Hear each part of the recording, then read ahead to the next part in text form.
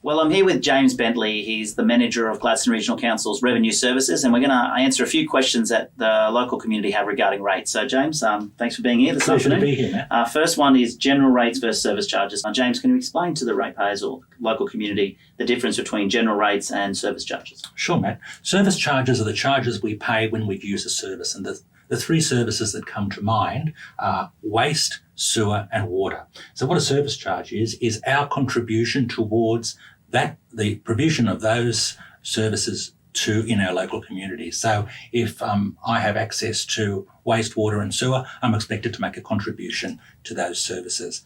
General rates, on the other hand, are the charges that council levies on the community for the provision of income for council's general operating expenses. All the other services that council provides. It's a big pot that council uses to spend money according to the community's wishes. All right, so lots of people, I always hear this argument over the years at rates time is, I've got a property in Brisbane and my rates are cheaper in Brisbane. Can you explain to community why that is? When you look at rates and comparisons between different local government areas, you have to really compare apples with apples. Now, Brisbane has over 400,000 dwellings, residences. Gladstone has about 22,000 places where people live. It really is a function of size. We're 10,000 square kilometres. Brisbane's 1,300. We've got a huge network of roads, right from Rosedale all the way up to Mount Larkham and beyond. So we have to really do a lot, make our dollars go a lot further, and we've only got a smaller population. So that's why we don't have the same size, but we have to provide the same level of service. Now, can you talk about how people can get a discount and how many days they have to get the discount, and also a bit about how they can get a concession? Yes. Well, this should come from New South Wales, where hardly anyone gets a discount. So it's great to be up here when actually see a local government that's providing a discount. So what you do is, provided you pay your rates in full by the discount due date, which is normally 60 days after the notice is issued. So we will issue our notice in the middle of August. So by the middle of October, if you pay those rates in full, you'll get a 10% discount on the whole thing, except the emergency management levy, which is a Queensland government charge, and your water consumption. So all the service charges we spoke of, the rates charge, 10% discount, provided you pay by middle of October, 60 days afterwards. Okay, one question which I sort of touched on before was concessions. What concessions are available? The good news is that Council provides substantial concessions to pensioners, and we encourage pensioners to contact us to make sure and inquire about their eligibility. In terms of the pensioner concession, there are three requirements, and they're all pretty straightforward, really. You have to own the place, you have to live there as your principal residence, and you have to have a pensioner concession card issued by Centrelink or a gold card issued by DVA, Department of Veterans Affairs. So provided those three criteria are met, you're entitled to a pensioner concession, which is funded by Council and also funded by the Queensland Government as well. So in the financial year just ended, the average concession amounted to approximately $500 in the year just ended. So it's certainly worthwhile, if you have any questions about entitlement, to give us a call and we can help you make an application. Okay, final question.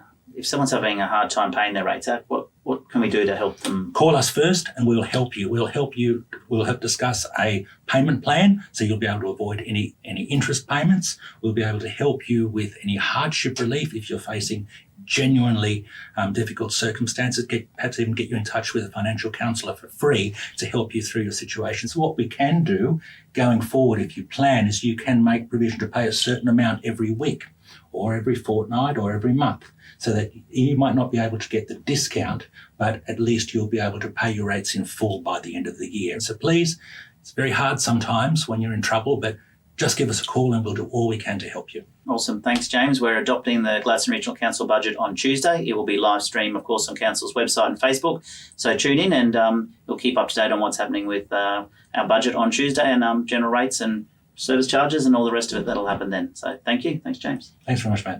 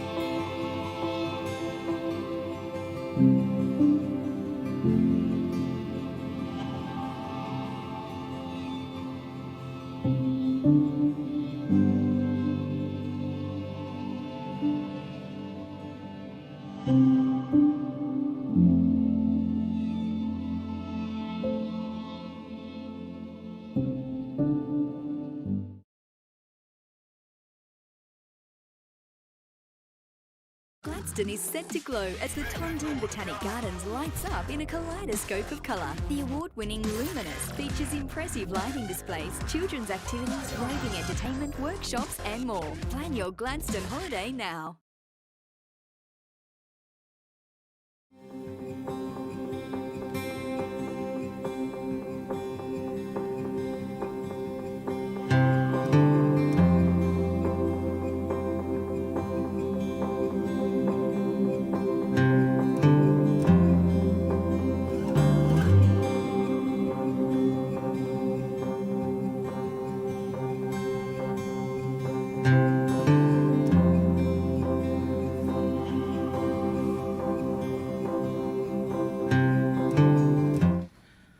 Well, good morning again. The time being 10:30am. I declare open the general meeting for the Gladstone Regional Council for the 15th of June 2021. There is no apologies, so I'll move to the next item on the agenda, which is messages of condolence. Councillors, do we have any messages of condolence? No messages of condolence. I'll move to the next item on the agenda, which is the prior notifications of conflicts of interest, and I don't believe we have any. Councillors, do you have any to raise on the floor? As always, if you understand a conflict of interest during the meeting, please raise it at that time. The Mayor's statement on current issues. At this point, I'm going to skip over that. We've just adopted our 2021-2022 budget, and I'd like that to be the focus for this council meeting. The next item on the agenda is the confirmation of the minutes, the confirmation of the general meeting for the 1st of June 2021. I'll get a mover, please. Move Councillor Churchill, second Councillor Branthwaite. There's no business arising. I put the motion. All in favour? It's carried. Thank you, councillors. We'll move to the next item on the agenda, which is the officers' reports. And the first officers' report is G3.1, Budget Amendment 2020-2021. Thank you, Mark.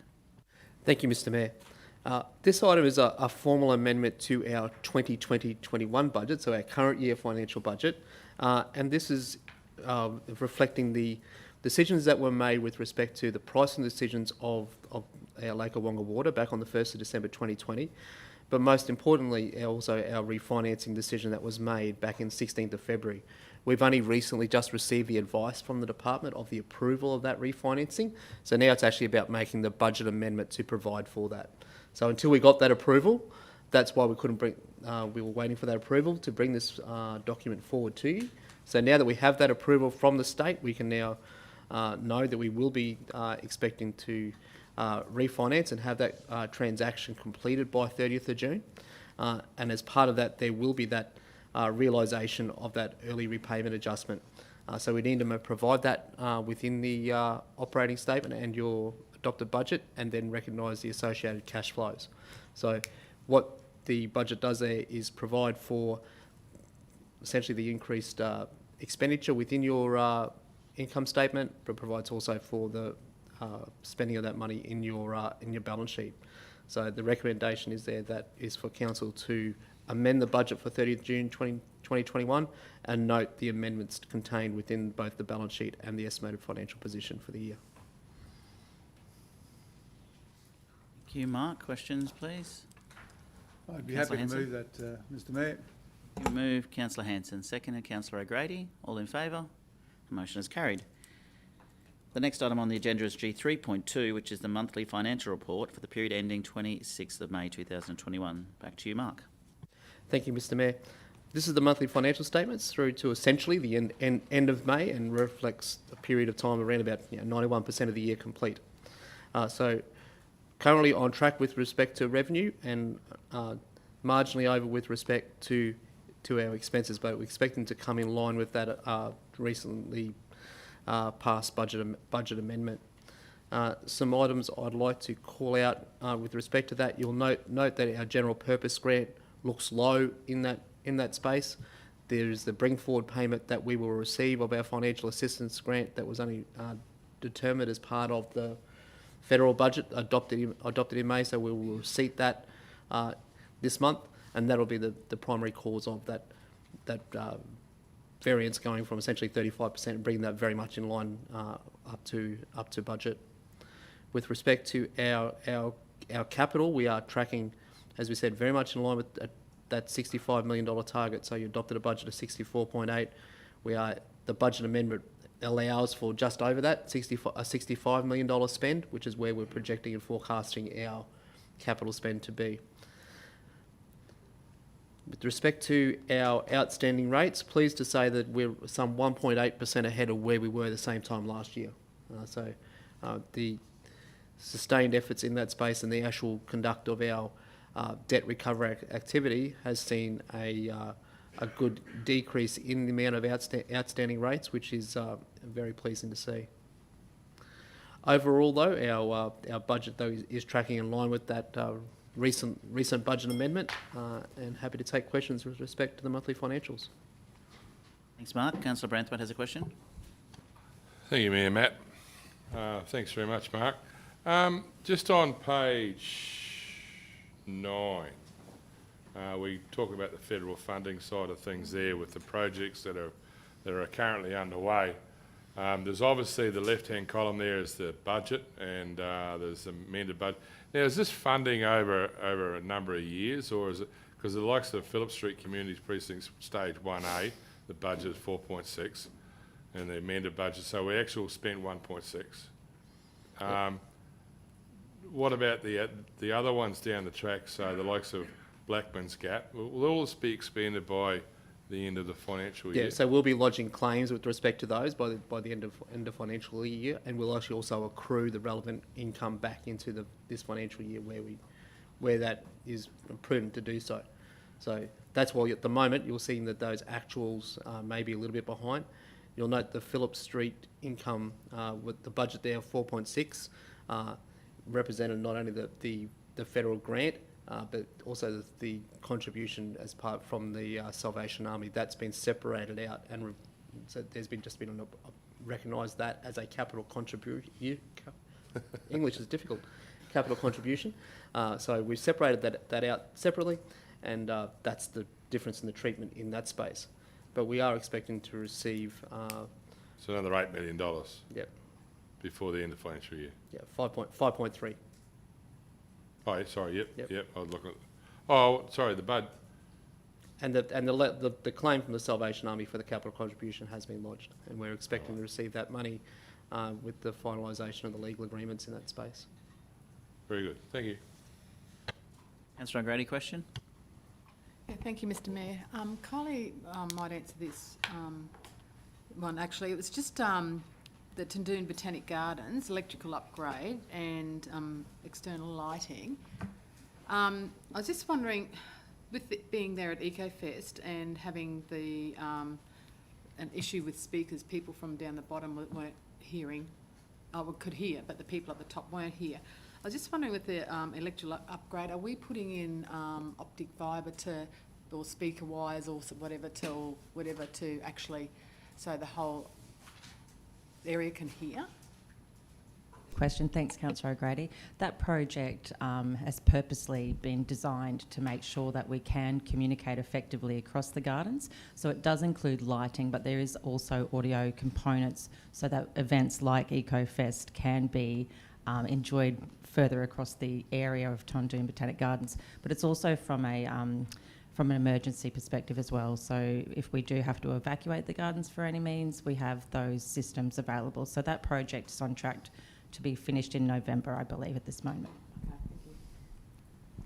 Thanks. And we did have an incident, I believe, at EcoFest on the weekend, so I'm very fortunate that we had a fantastic team down there looking after the Yes, you had to place. get an ambulance in. And there was an incident with one of the workers. All good outcome in the end, I believe. Councillor Cameron. Yeah, thanks, Mr. Mayor. Mark, just on page 12 on your capital projects there, I see you've got a comment in there, there's commitments, which is what I would understand to be your works in progress. Yep. Is that what it is? Yeah, so essentially it's your accruals. Yeah. Yeah. So, okay. Yep. And that's not taken into consideration in your percentages actual as of budget? no, so the commitments of They're outside the outstanding purchase orders. So we'll accrue the work we've actually done. Yeah. But that's the balance of those remaining purchase orders and contracts we've entered into. Yeah, because if you do consider that 84% becomes 99. Absolutely. So Yeah. Yep, so it just recognises that we have, we've committed to perform those works, they're out there, and they'll obviously come down during the progress of that work. That really means that we've completed our capital works nearly, well, just narrows down to 100% a month early. Yeah, and there's certainly recognise that some of those commitments will carry over, because there's part of our capital works program that will be performed by our own staff. So but absolutely bodes well for us hitting that $65 million target. Yep, that's really well done. Thank you.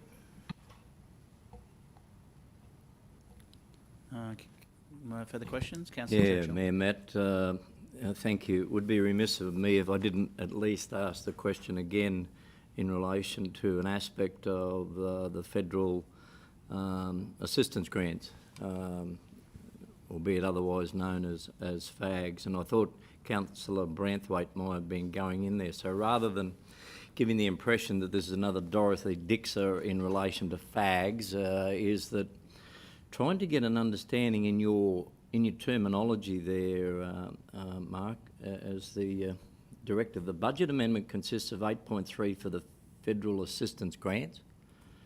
Year to date, $3 million has been received. It's the 15th of June today. Yep. So literally we have 15 more days until the end of the financial year. In local government land, when we have partnerships, we typically provide the funding in advance when we have strong and agreed terms and conditions for providing funding within our communities. And then your terminology says with the balance typically, and I highlighted that when I was reading it through, with the balance typically received towards the end of the financial year.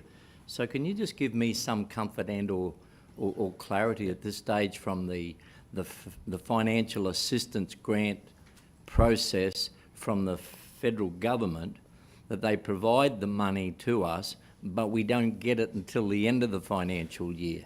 Is there an issue with the process, or why wouldn't it be that they would provide it at the beginning of the financial year? There's actually a peculiarity with respect to how the Commonwealth... A peculiarity? With the way the Commonwealth distributes the funds. So essentially what they do is they allocate 50% of the next year's funds in advance.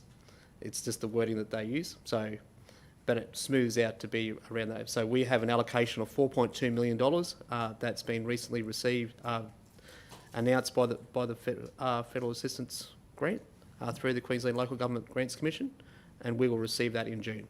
So the 4.2 million is the bring forward component, and then there's also then the 1.3 that'll be the remaining component from this year that we'll receive in June. Okay, so there is a good message in amongst that. They're actually giving us half of that 50% from next year into this financial year. But they do that each and every financial year. It's a consistent treatment of the way that the federal government actually accounts for its federal assistance grant. Okay, no, it's just the word in there. Typically, I was trying to work out whether there'd been a change in the process. It's worded typically because that can change subject to the actual federal budget. So there has been times where that has been pulled, and you may receive actually because you've actually been prepaid that 50%, that you will actually not receive that money. Yeah. So we have received that advice and that notice through the federal budget, and I can tell you exactly what that amount is. So we'll receive $211,000 on prior to the end of June. Prior to the 30th of June, Yep. You're not expecting anything otherwise. That's why I raised the word typically. Yep. So it's not enshrined in legislation, it's not enshrined in process. It's enshrined in the budget that was adopted by the federal government in May. No, that's all right. I'm just very, very mindful and we all are very mindful of the federal government budget with respect to the economic recovery, and part of that economic recovery strategy was to make sure that they do deliver on the financial assistance grants to local governments, because from the budget that was announced this morning by our Mayor, clearly articulated that funding's important for local economy. All right, well perhaps I might ask the question again on the 30th of June. Thanks, Mark. Thank you, Councillor Churchill. Any further questions? It just would be remiss of me, Mr Mayor, that we have mentioned the capital spending over the last few years is not making the mark, and this year it is. And we have to give some praise or credit when credit's due. We've got a maturing I'm not saying it's complete asset management system, which is starting to produce the information we need. We're improving our project management and our selection of projects. The system that provides us the information with that is maturing as well. So, yeah, some credit to the team and for us to be starting to mature and get these results. So, thank you. Yeah, I couldn't agree more. I was going to say the same thing. Thank you, Mark. It's and John, absolutely. It's been an outstanding effort to deliver our capital works budget in full. So, well done to all the team for involvement there. Kirsty over there as well. Everybody.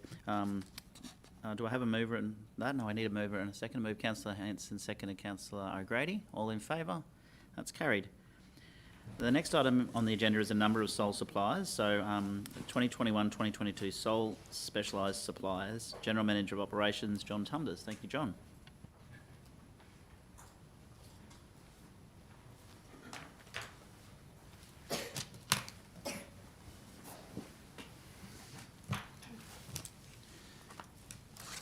Thank you, Mr Mayor, and good morning, councillors.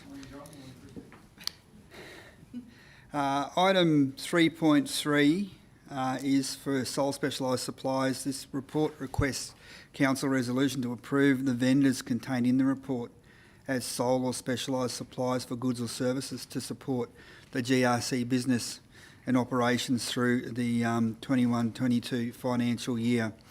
According to Section 235 of the Local Government Regulation.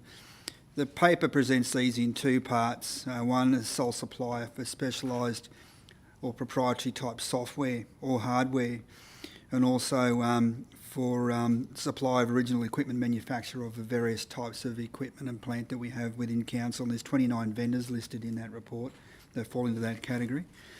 And the second part is the suppliers of services which are specialised or confidential in nature. The background and reasoning for each of those vendors is contained in summary within the report. Should council support the officer's recommendation, the listed vendors will be added to council's contracts registered for the next financial year and the services procured on an as required basis. So on that, I'm open for questions. Questions, councillors? Councillor Goodluck, you happy to move? Move Councillor Goodluck, seconded by Councillor Branthwaite. All in favour? That's carried. Thank you. The next item on the agenda is G3.4, which is active and thriving specialised supplier. Back to you, John. Thank you, Mr Mayor. 3.4 report seeks resolution from council to enter into an agreement with My Life Health Services Proprietary Limited for a subscription to a digital health and wellbeing platform called Active and Thriving. The platform allows for proactive engagement of physical and mental health initiatives to council's employees via that platform. The need for this service was identified through employee surveys and also with our Wellness Action team. Research into potential providers identified other vendors of similar platforms. However, those vendors didn't provide the combination of both the physical and mental health solutions. The subscription fee for Active and Thriving is $12,500 per year. I'm open for questions. Questions, councillors? Councillor O'Grady? I'd just like to congratulate you on doing this. I've been banging on about this probably for 5 years now, and I think this is a fantastic program. Thank you. Thank you. Would you like to move that then, Councillor O'Grady? Thank you. Move Councillor O'Grady. Seconded Councillor Churchill. Any further discussion? No? Put the motion. All in favour? That's carried. Thank you. The next item on the agenda is 3.5, tender for Matthew Flinders Marina Bridge safety improvements. Thank you, Mr Mayor. This item requests resolution from council to enter into a contract with programmed industrial maintenance for the safety improvements to the Matthew Flinders Marina Bridge. The nature of the safety improvements are listed in the paper and include items such as improvements to bridge operation and control, pedestrian and traffic interaction, and predominantly focusing on the interaction that people who use and operate and maintain the bridge have with the bridge. We went to market and received 4 conforming tenders. Programmed industrial maintenance scored the highest in the tender evaluation. The offer from Program Industrial Maintenance is just over $464,545 and is within the budget allocated for the project. I'm open to questions. Thanks, John. There's was a recent incident on the bridge, on the surface of the bridge. Does this include any upgrades to the surface of the bridge as well for people running across or walking across? No, this program of work does not include upgrades to the surface of the bridge. However, we will be conducting a condition and load assessment on the bridge this year to determine what those kinds of upgrades may look like.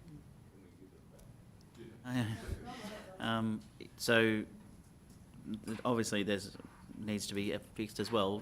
Would it be appropriate to do them at the same time, or what are you saying? Anything in addition to what's in the scope for this particular work would be a variation of the contract, and at this point in time we don't understand what that work would be. However, we do intend to do that condition assessment this year. We can I'd just like to see that addressed as well, maybe not in part of this tender, but even if council's operational staff can manage that. Yep. Do I have a mover, or is there any questions? Yeah, another one. John, there is a problem with that bridge in that closing tongue on the bridge, that when a vehicle goes over it, it makes this big clunk clunk noise. It's been going on for well over 12 months now. Is that a part of the repairs that are going to be in there? Is that an engineering terminology? I wasn't going to bring that up. Well, you should. It keeps you awake at night too, I imagine. Without referring to the scope of work, I don't know that answer. But I tried to find it in there, but I really couldn't see that it identified that problem. It was actually reported to council, and we had a great group of people standing around it for about an hour one day. But I don't think anything's really come to pass of that. But would be appreciated if you could attend to that one. I'll look into that. Good what on you. The cause is. Thank you. And we'll go from there. Is that what wakes the flying foxes up at the same time? I wish. Your engineering terminology? What was it again? Clunk, clunk. As opposed to clunk, clunk, clunk. Thank you, Councillor Cameron. Any further questions, please? Can I have a mover for the officer's recommendation? Move Councillor Cameron, seconded Councillor Branthwaite. All in favour? That's carried. Move to the next item on the agenda, 3.6, tender for the 206-21 South Trees Wastewater Treatment Plant Ponds Relining and Ancillary Works. Thank you. John. Thank you, Mr Mayor. This report seeks resolution from Council to enter into a contract with Grycan Proprietary Limited trading as Blomfield Excavations for the relining of the ponds and other ancillary works at South Trees Wastewater Treatment Plant. We went to market and received 3 conforming tenders. Blomfield scored the highest in the tender evaluation. The value of the contract is just over $2,491,392 and within the funds allocated for the project. And I'm open to questions. Questions, councillors?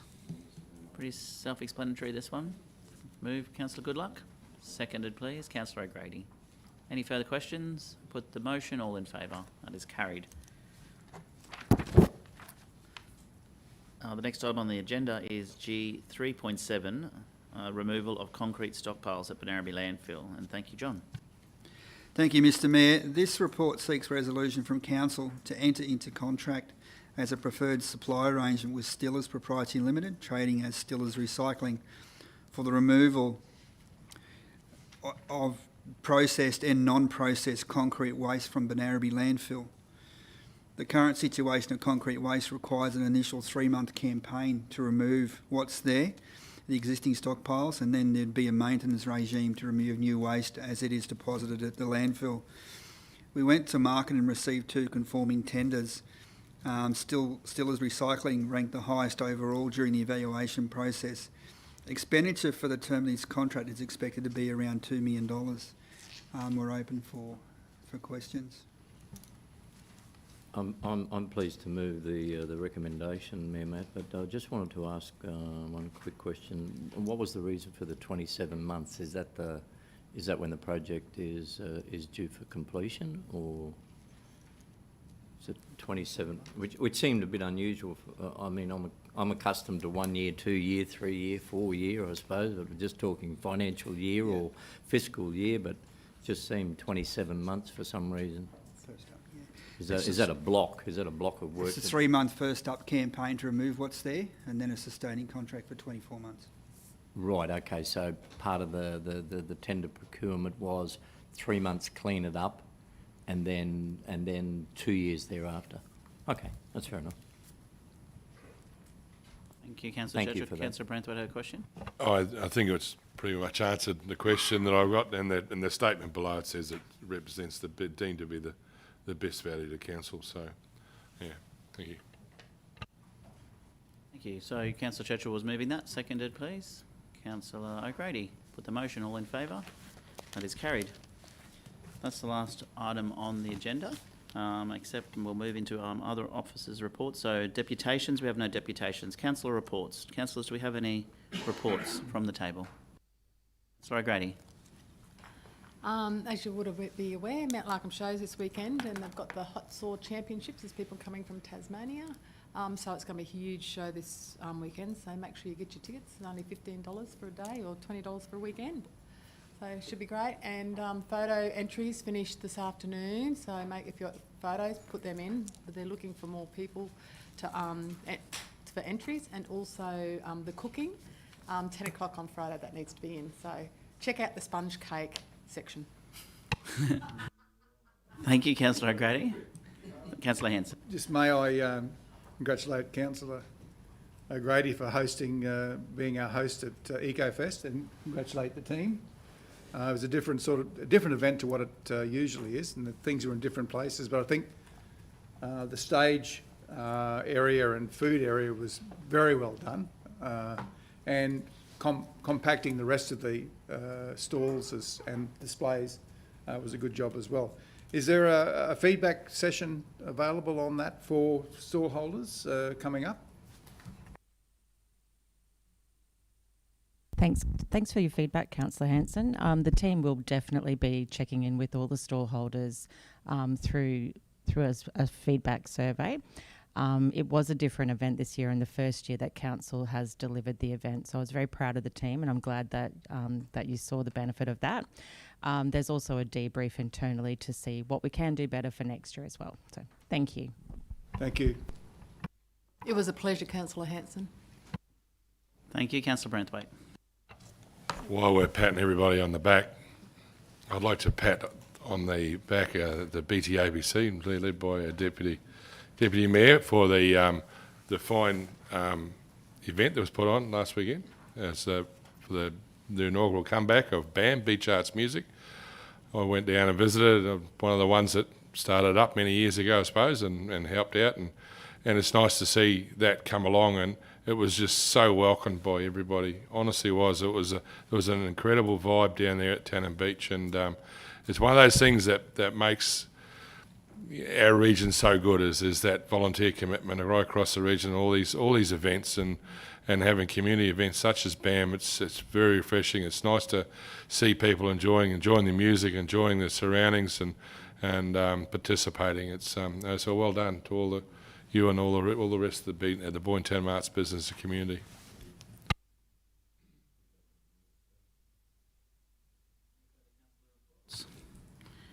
Before I wrap up, I'd just like to obviously echo Councillor O'Grady's comments about the Mount Larkham show this weekend. Will be a fantastic event.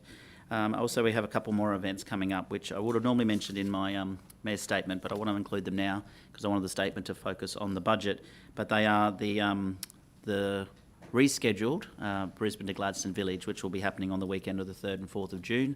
So make sure you get your tickets for that as well. July, thank you. 3rd and 4th of July, 3rd and 4th of June have gone. So that will be happening in our B2G Village, and obviously this team from Westari will be our guests. And, obviously winning the Courier Mail Cup is amazing for them. Well done to the team. So long lunch will be on the Friday and the line crossing party on the Saturday, 3rd and 4th of June. The same weekend, Rosedale State School celebrates the 125th anniversary. So congratulations to the team down there. I know they've got a jam-packed program planned as well. So just a couple more events because this is 5 Tuesdays in the month. There'll be the next council meeting won't be till about the 9th of July, I believe, if I get my diary open. Anyway, first Tuesday of the month, 9th of July.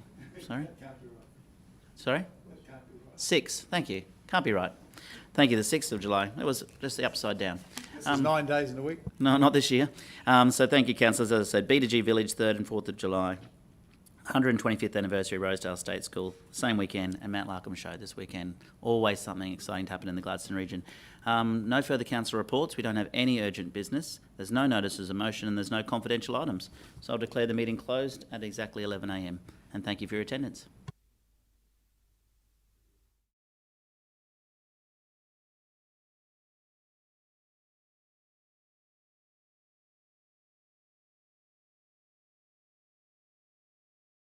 Well, I'm here with James Bentley. He's the manager of Gladstone Regional Council's Revenue Services, and we're going to answer a few questions that the local community have regarding rates. So, James, thanks for being here this afternoon. Pleasure to be here, Matt. First one is general rates versus service charges. James, can you explain to the ratepayers or local community the difference between general rates and service charges? Sure, Matt. Service charges are the charges we pay when we use a service, and the three services that come to mind are waste, sewer and water. So what a service charge is our contribution towards the provision of those services in our local community. So if I have access to wastewater and sewer, I'm expected to make a contribution to those services.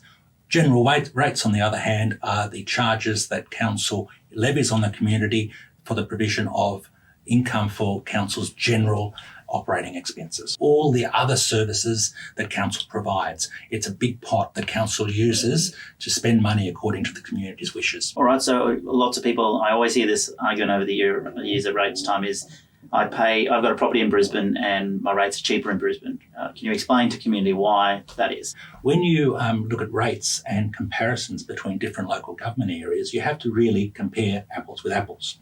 Now, Brisbane has over 400,000 dwellings, residences. Gladstone has about 22,000 places where people live. It really is a function of size. We're 10,000 square kilometres. Brisbane's 1,300. We've got a huge network of roads right from Rosedale all the way up to Mount Larkham and beyond.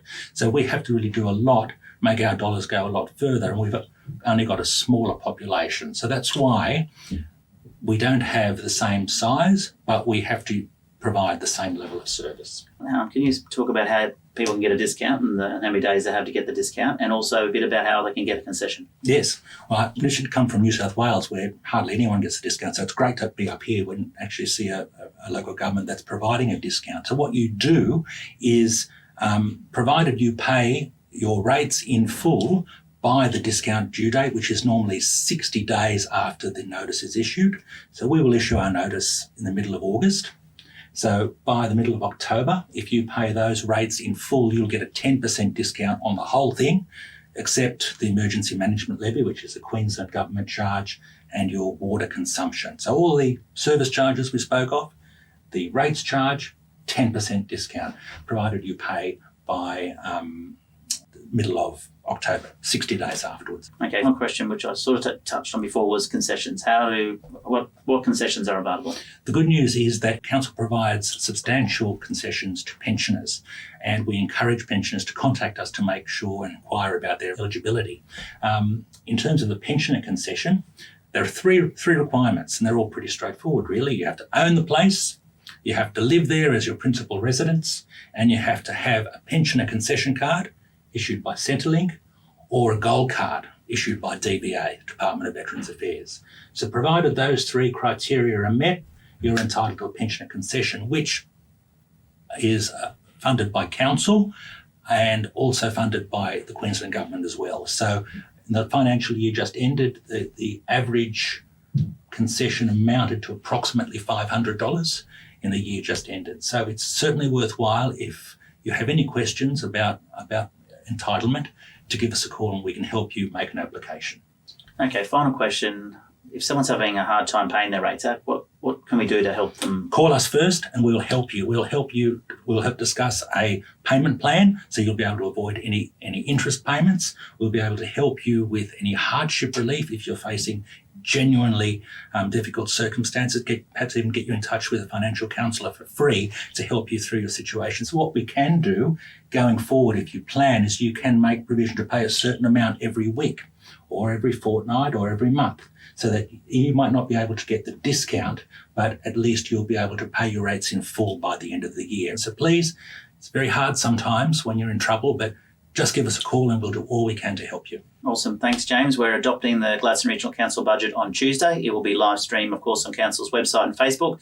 So tune in and we'll keep up to date on what's happening with our budget on Tuesday and general rates and service charges and all the rest of it that'll happen then. So thank you. Thanks, James. Thanks very much, Matt.